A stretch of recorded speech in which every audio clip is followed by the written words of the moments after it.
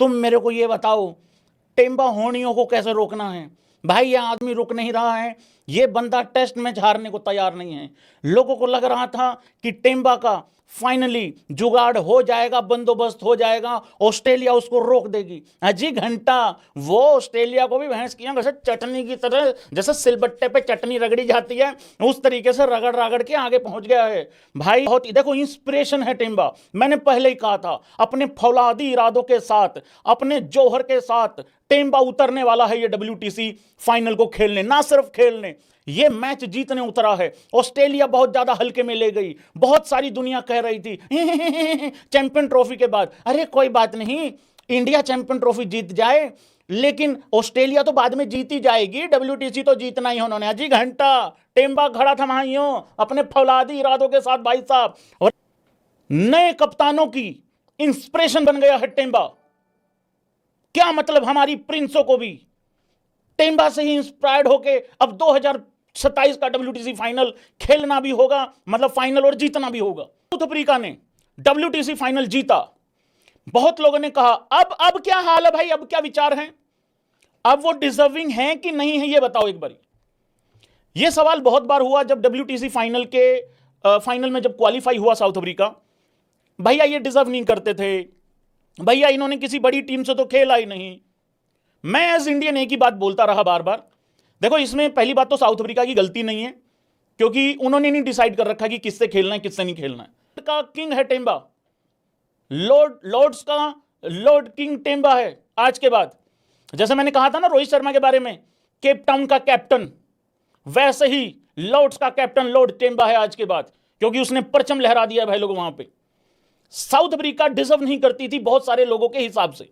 मैं एक ही बात बोलता रहा एज इंडियन, हमारा तो ये कहना बनता ही नहीं है, क्योंकि हम 2 WTC फाइनल पहले हारे हैं, तीसरे में पहुंचे नहीं, अपने घर में 3 मैच हार गए न्यूजीलैंड से। भाई तुम कहते थे बड़ी टीम को नहीं खेला, बड़ी टीम, उन्होंने बड़ी टीम को पेल दिया पकड़ के WTC के फाइनल में। एप्रिशिएट करो ब्रो। भाई लोगों तुम खुद बताओ, एक ऑस्ट्रेलिया जैसी टीम साउथ अफ्रीका को या किसी भी टीम को 43 पे 4 आउट कर दे, उनके भी खैर 67 पे 4 हो गए थे, लेकिन साउथ अफ्रीका 47 पे 4 आउट हो जाती है। ऑस्ट्रेलिया का नाम ही बहुत बड़ा है, बड़ी टीम तो है, फिर वही टीम 43 पे 4 होने के बाद 138 पे ऑल आउट हो जाती है।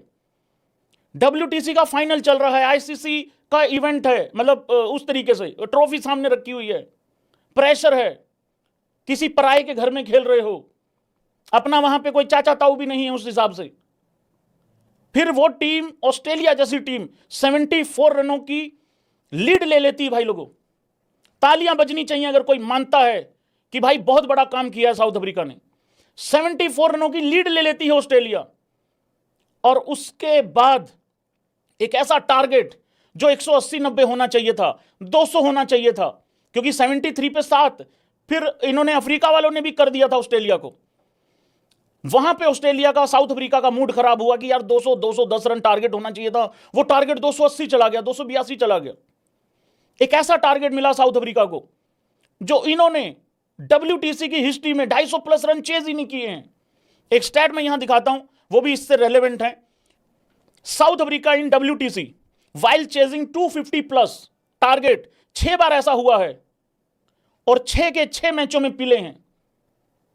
और मैं हमेशा इस चीज का बहुत बड़ा बिलीवर रहता हूं, जो आज तक नहीं हुआ। जब मुझे यह पता लग जाता ना ये काम तो आज तक हुआ नहीं है, वही करना है, इसकी ऐसी की तैसी वही करेंगे, हम पहले बनेंगे वो करने वाले। 250 प्लस रन चेज नहीं की है साउथ अफ्रीका इस WTC में, मतलब अभी तक WTC की हिस्ट्री में 250 रन चेज नहीं कर पाती है, और उनको टारगेट मिलता है 282 का, और वो 250 रन चेज कर जाते हैं भाई लोगों। जबकि एक चीज और नोटिस करने वाली है, ताली कम बज रही है भाई साहब, नहीं बड़ा काम नहीं है इसका मतलब। साउथ अफ्रीका को चौथी पारी में सबसे बड़ा टोटल बना के जीतना था, मतलब ऑस्ट्रेलिया पहली पारी 212, साउथ अफ्रीका पहली पारी 138, ऑस्ट्रेलिया दूसरी पारी 207। तो इस हिसाब से तो चौथी पारी में 170-80 रन पे ऑल आउट होना चाहिए था, लेकिन टारगेट मिला हुआ 282 का।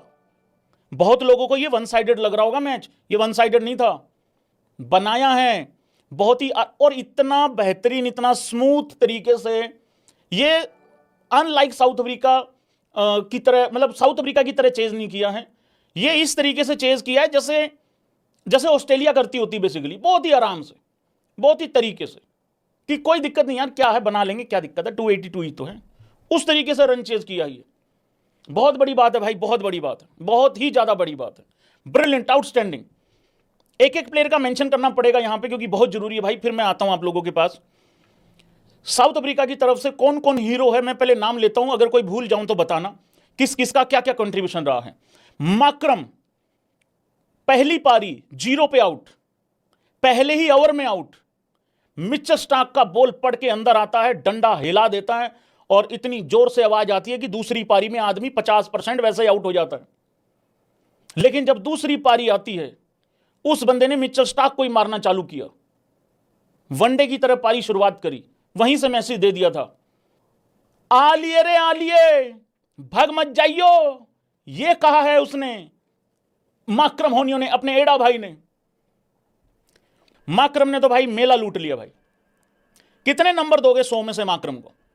माक्रम ने यार इतनी बेहतरीन पारी खेली, इतनी, मतलब ऑस्ट्रेलिया यार इतनी बढ़िया बॉलिंग को उस आदमी ने ऐसा कर दिया कि है ही कुछ नहीं दूसरी तरफ। फिर उसके बाद सबसे बड़ा हीरो इस मैच का वो है भाई लोगों, और मैं माक्रम को यहां क्रेडिट, वो जो स्मिथ का विकेट लिया है ना, मैंने उस वीडियो में भी जिक्र किया जो मैंने, उसमें मैंने यही जिक्र किया था कि स्टीव स्मिथ का जो विकेट लिया है पहली पारी में, स्टीव स्मिथ ऐसे खेल रहा था कि जैसे बिल्कुल कंट्रोल में आ गया मामला और कुछ नहीं हो रहा है, यहां पे अब विकेट नहीं गिरेगा, मैं अपनी मर्जी से 100 करूंगा, 150 करूंगा। वहां उस आदमी का विकेट गिरना और सिर्फ 212 तक उनको रोक लेना बहुत बड़ा कारण था इसका, बहुत बड़ा कारण था। मुझे मालूम है माक्रम की सिर्फ बल्लेबाजी की तारीफ होगी, बट उस विकेट को मत भूल जाना भाई लोगों, जो माक्रम ने ली है पहली पारी में, वो बहुत बड़ा विकेट था। वो स्टीव स्मिथ है, वो कब 150-200 कर जाता किसी को पता भी ना लगता। अब आते हैं भाई लोगों दूसरे नंबर पे, सबसे बड़ा खिलाड़ी, इस WTC फाइनल को जितवाने वाला कैप्टन टेम्बा होनी, 66 रन बनाए एक टांग पे खड़े होके, कुड़ा बहुत कुछ हुआ और टेम्बा ने अपना मतलब भी बताया है, नाम का मतलब भी बताया है। एक बारी मैं जरा उस पे भी आता हूं, सर दिखा रहा था आप लोगों को ये चीज। हां, टेम्बा ने अपने नाम का मतलब भी बताया है। My grand mother named me Temba because it means hope. और एक्चुअल में भाई उस आदमी ने 27 साल का सूखा खत्म करवाया है अपनी कप्तानी में। और सिर्फ ऐसा नहीं है कि सिर्फ कप्तानी करिए भाई, डट के खड़ा हो गया।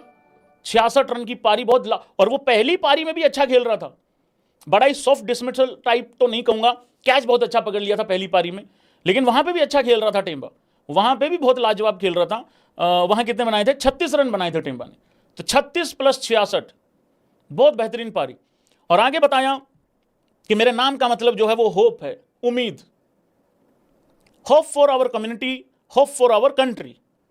कमाल कर दिया भाई, लाजवाब काम करा है टेम्बा, जबरदस्त काम किया है टेम्बा ने। देखो क्या क्या नाम दिए जा रहे हैं, कैप्टन फैंटास्टिक। अब कोई नहीं कह रहा है कि अपना वो कहां है, वो कोटा सिस्टम है, अब कुछ नहीं बोल रहा कोई।